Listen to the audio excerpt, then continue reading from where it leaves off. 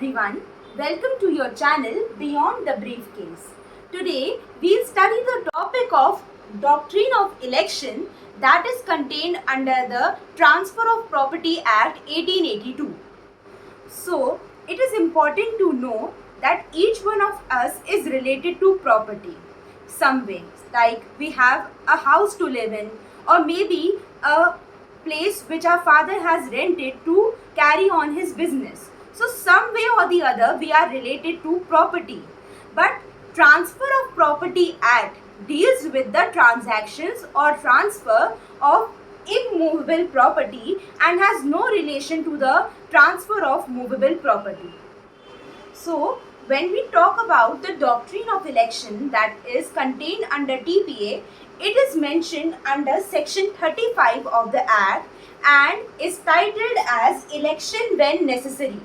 So, in brief, when we talk about this section, it basically states that in the case of transfer of property, when does it becomes necessary to elect in the favor of getting the property or in favor of relinquishing the property. So first of all, it is important to know that this section contains three parties. The first is transferee, to whom the transfer is being made, and the second is owner, who is the owner of the property though the transaction has not been commenced by him.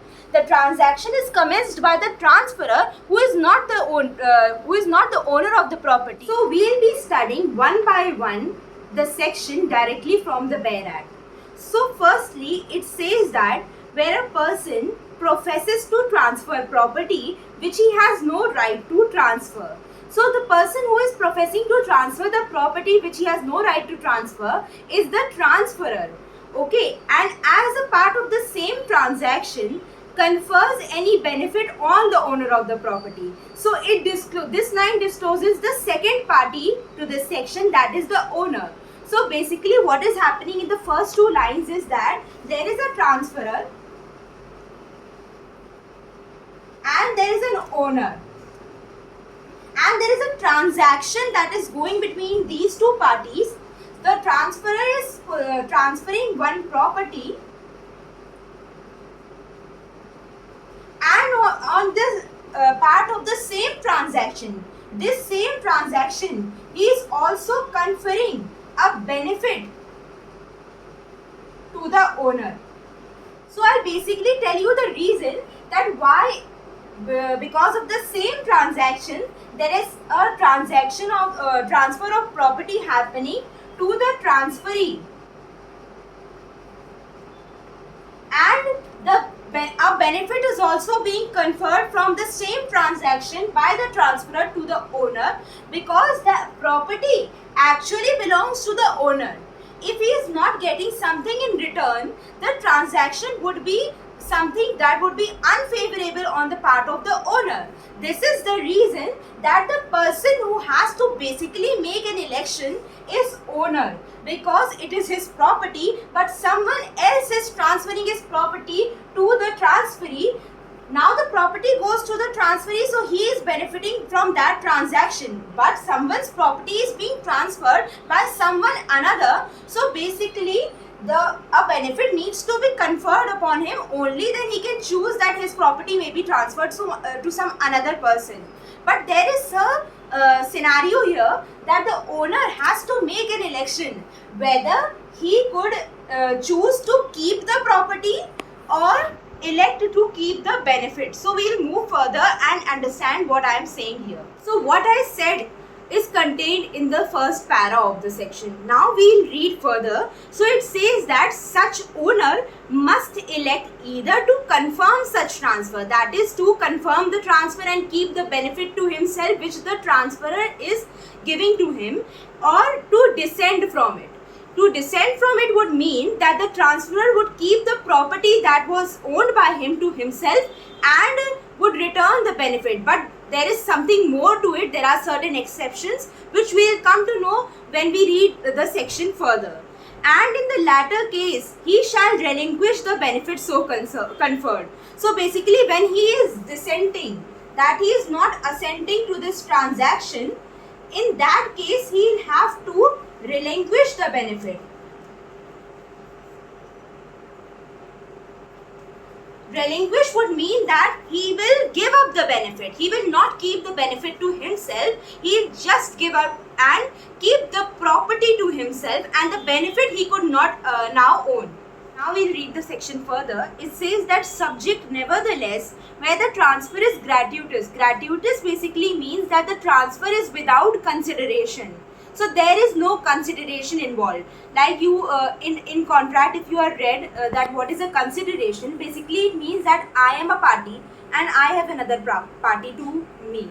So I am giving something to another. The person, another person should also have something to give back to me. Maybe it could be an act like he is giving something to me, or maybe it could be some omission on his part. So basically he is now saying that I will not do this thing because you are now gifting me this thing. So this is also included in the consideration. For better understanding, you can refer to the Indian Contract Act. So where the transfer is gratuitous, basically it could be a gift conferred on the part of the transferor, and the transferor has before the election died or has become incapable of making a fresh transfer. And in all cases where the transfer is even for consideration, there is now a very new scenario and a very interesting thing that it says that to the charge of making good to the disappointed transferee the amount or value of the property attempted to be transferred to him. So basically what is happening in this scenario is there is a rule made to benefit the disappointed transferee. So it is saying that in all cases where a new transaction now could not be made and the owner has relinquished the benefit and decided to keep the property to himself, in that case the most basically most unadvantaged party would become the transferee.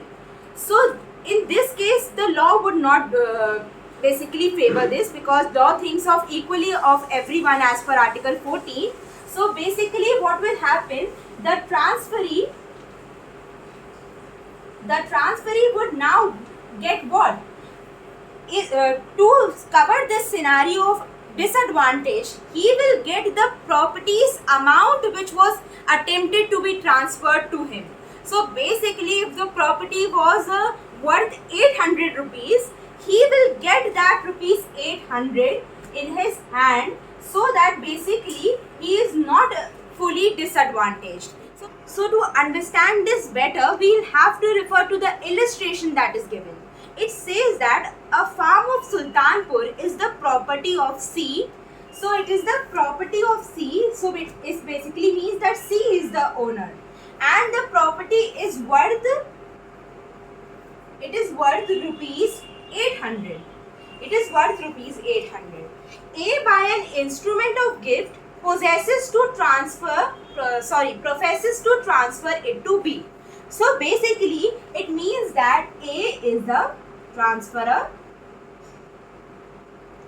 and he is making the transaction through a gift. So basically this is a gratuitous transfer, and B would be the transferee, that is he would be the one who would be receiving the gift. So basically now what it says is that A is now making the gift to B, but by the same instrument of our transaction he is conferring a benefit of rupees 1000. He is conferring a benefit of how much?